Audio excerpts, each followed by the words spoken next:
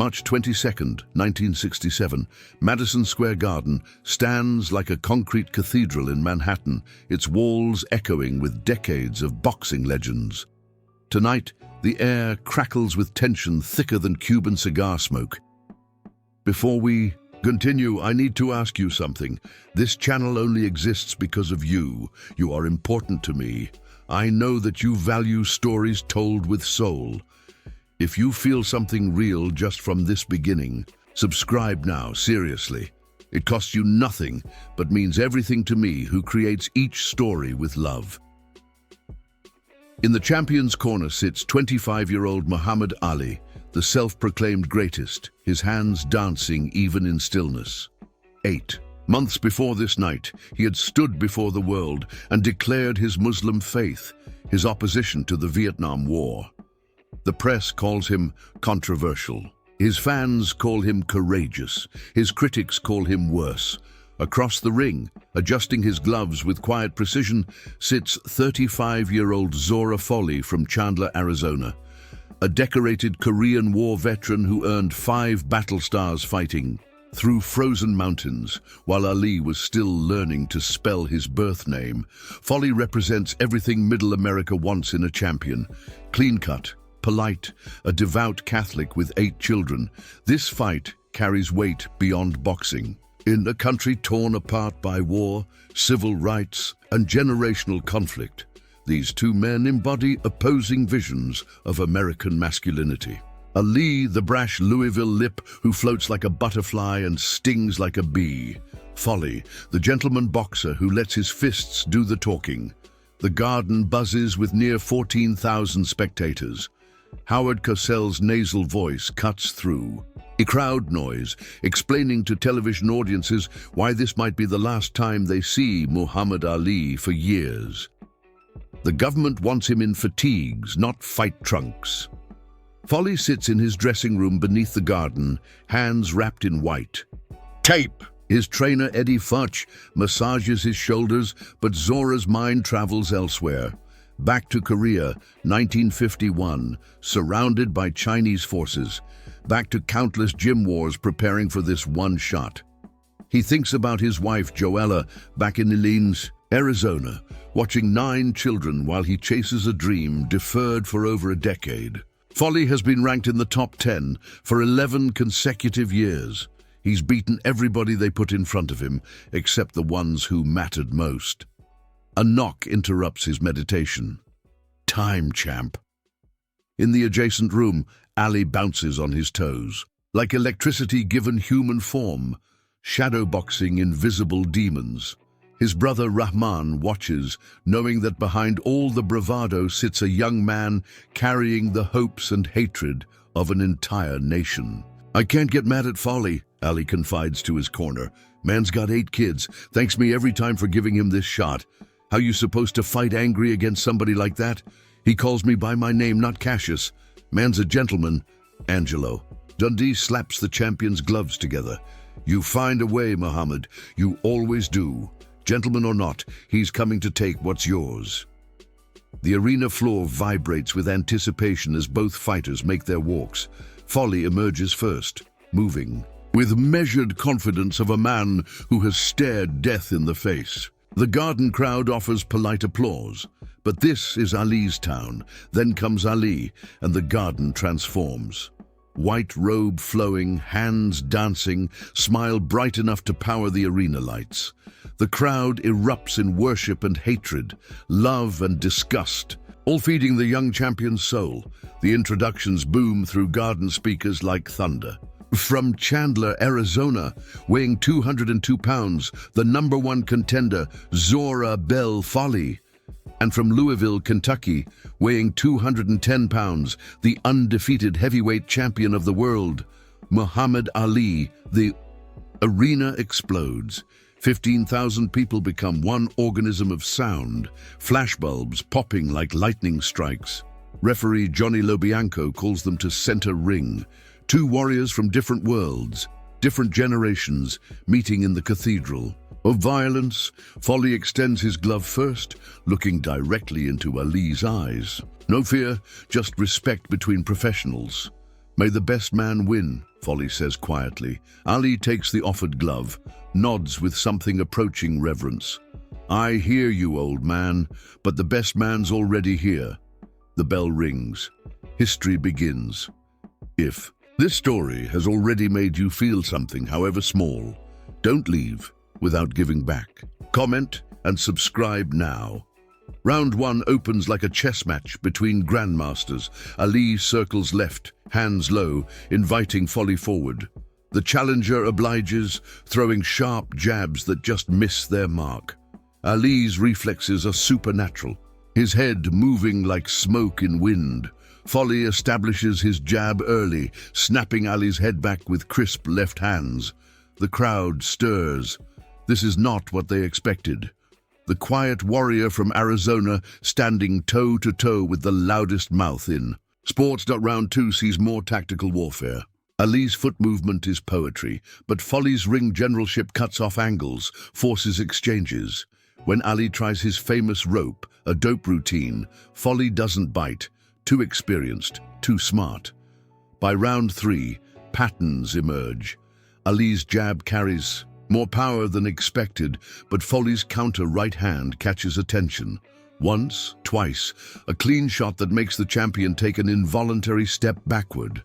The garden crowd leans forward. Could this quiet man from the desert really trouble the loudmouth from Louisville? Round 4 brings drama. Midway through, Ali sees an opening. Folley drops his right hand slightly after throwing a jab. Ali steps forward, feints with his left, then unleashes a perfect right-hand counter. The punch travels maybe 8 inches, but carries the cumulative power of Ali's entire body. It lands flush on Folley's jaw, with a sound like a tree branch snapping. Zora Folley goes down hard. The crowd explodes. Folley's down for the first time. Ali raises his arms, but something in Folley's eyes keeps him from celebrating prematurely. Because Zora Folley didn't survive Chinese bullets at Heartbreak Ridge to quit on American canvas. He's up at the count of 4, nodding to the referee. The look in his eyes says everything. You hit me with your best shot, champ. I'm still here. Rounds 5 and 6 become a war of attrition. Folley's body shots start finding home, sneaking under Ali's guard to thud against ribs. The champion's breathing becomes slightly labored from accumulated damage.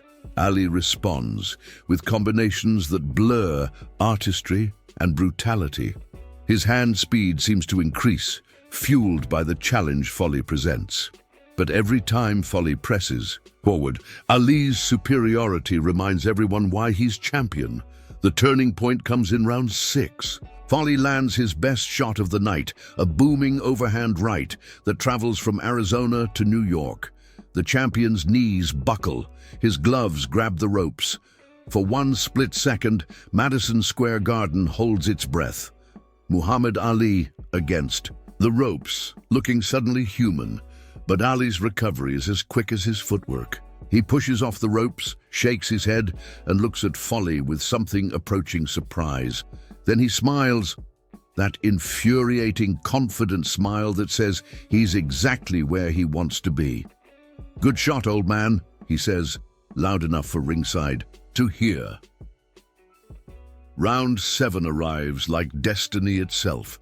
Both men emerge from their corners with purpose that transcends competition. This is about legacy now, about how history will remember this night. Ali begins boxing instead of dancing. His jab finds Folley's head with increasing frequency and power. Zora tries to close distance, pressing forward with desperation of a man, running out of time. But Ali's reach advantage asserts itself like mathematics. Halfway through the round, Folley forces Ali to the ropes again, hoping to recreate round 6 success. This time, Ali doesn't smile. This time he looks genuinely concerned. The Arizona veteran unloads with both hands, working the champion's body like a miner attacking gold. Left hooks to the ribs, right uppercuts to the solar plexus. For 30 seconds, it looks like Folley might pull off the impossible. The crowd roars with primal excitement. Every person in Madison Square Garden stands, sensing potential history. Frank Sinatra leans forward ringside. Howard Cosell's voice rises, describing the action. Then Ali demonstrates exactly why he truly is the greatest. Stepping off the ropes with cobra quickness, Ali feints with his left hand. Folley, fatigue making him a fraction slow, bites on the fake. His right hand drops slightly, his guard opening like an unlocked door. In that microscopic window, Ali launches a perfectly timed counter right hand. The punch travels no more than 6 inches, but carries the full rotation of Ali's body, the accumulated power of 29 professional victories, the confidence of a man who knows he's special. But more than that, it carries destiny. The punch lands flush on Folley's left temple with the sound of thunder echoing off mountains, the crack of bat-meeting baseball, the finality of a door slamming shut. Zora Folley, the decorated war veteran who survived Chinese hordes in Korea. The gentleman boxer who brought dignity to a brutal sport. The man who waited 11 years for. This shot crumbles to the canvas like a building whose foundation just gave way. His legs betray him first, buckling at the knees, then his torso follows, folding as he descends toward canvas that has welcomed so many fallen warriors. He lands on his side, then rolls to his back, staring up at bright lights that suddenly seem impossibly far away. The count is academic. Folley tries to rise at 8. His warrior's heart refusing to acknowledge what his body knows. He pushes, up on his elbows, shakes his head, then settles back to one knee, looking up at Ali with wonder. 10. The fight is over. The dream is finished. Johnny Lobianco waves his arms dramatically. The crowd explodes in awe and disappointment, celebration and sympathy. Ali immediately moves to check on his fallen opponent, his showmanship replaced by genuine concern. He helps Folley to his feet, supporting the day's challenger as his corner rushes in. "You okay, man? You all right?" Ali asks urgently. Folley nods slowly, still trying to understand what happened. "Yeah, champ. Yeah, I'm okay. That was some punch. No, showboating.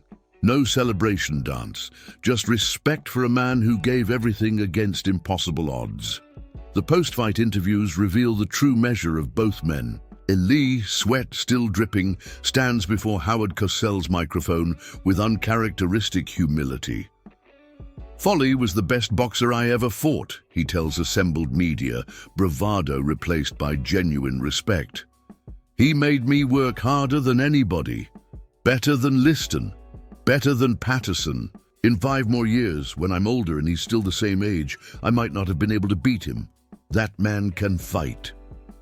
Across the interview area, Folley sits on a stool, ice pack pressed against his bruised jaw, demonstrating the class that defined his career. His voice carries no bitterness, no excuses. "Ali beat me at my own game," he says with quiet dignity. "He did the same thing to Liston, to Cleveland Williams, to everybody he's fought. When you think you got him figured out, he changes. He finds your strength and beats you with it. He's the best fighter I've ever seen." A reporter asks if he feels robbed by waiting so long for his shot. Folley considers carefully. "I got my shot," he says simply. "That's more than most men get. I went in there to win, gave everything I had, and came up short against a better man. That's boxing, that's life. No regrets." Back in the champion's dressing room, Angelo Dundee wipes sweat from Ali's face with a towel that will become boxing history. "That was your best performance yet," Dundee tells him. "You fought smart, you fought patient, you fought perfect." Ali nods, but his mind has already traveled beyond this moment. Somewhere in Pentagon corridors, men in pressed uniforms are preparing papers with his name. This victory might be his last for a very long time. In Folley's dressing room, the mood is somber but not defeated. 9 children back in Arizona will still have their hero father. A wife will still greet him with tears of pride, not disappointment. "I have no regrets," Folley tells his team. "I went in there to win, and for 6 rounds. I was winning some of them. Nobody can take that away. We fought the greatest heavyweight who ever lived, and we made him earn it. The reporters filter out. The crowd disperses into the New York night. Two men who entered as strangers leave as mutual admirers, their respect forged in combat's honest crucible. 37 days later, Muhammad Ali will refuse induction into the United States Army. "I ain't got no quarrel with those Viet Cong," he'll say, words that reverberate through history. His boxing license will be stripped, his title frozen, his prime years stolen by politics and principle. The greatest athlete in the world will be banned from his craft for 3.5 years. Zora Folley will continue boxing for 3 more years, winning most fights but never getting another title shot. He'll return to Chandler, serve on city, counsel, sell cars, raise children. Then in July 1972, he'll die under mysterious circumstances in a Tucson motel pool. The man who survived bullets in Korea, who went 7 rounds with the greatest boxer who ever lived, will leave behind more questions than answers. But on this night in Madison Square Garden, both men existed in perfect balance. Youth and experience. Flash and substance. The future and the past. This was their moment, when a gentleman shocked the world simply by being exactly who he always was, and a champion proved his greatness by acknowledging the courage of a worthy opponent. The fight lasted 7 rounds and 1 minute and 48 seconds. The respect forged in that time lasts forever. In boxing gyms across America, young fighters will watch grainy footage of this fight for decades, studying not just techniques, but sportsmanship. They'll learn that true greatness isn't just about winning, but about how you win, how you lose, and how you treat your opponent when fighting is finished. Muhammad Ali would go on to become the most famous athlete in history. But he never forgot the lesson Zora Folley taught him about grace under pressure, about dignity in defeat, about quiet strength that doesn't need to announce itself to the world. And Zora Folley, though history would largely forget his name, proved that night that greatness isn't measured only in championships won, but in courage shown, respect earned, and examples set for those who follow. 2 warriors. 1 ring, a moment that captured everything beautiful and brutal about the sport they both loved. That was boxing at its finest. That was humanity at its most honest. If you've made it this far and felt every word, won't you leave without subscribing? I tell these stories with my heart in my hands to reach people like you, who feel, who get emotional, who truly live. If this truly touched you, give back. Comment, subscribe. Come join this family with me until the next video.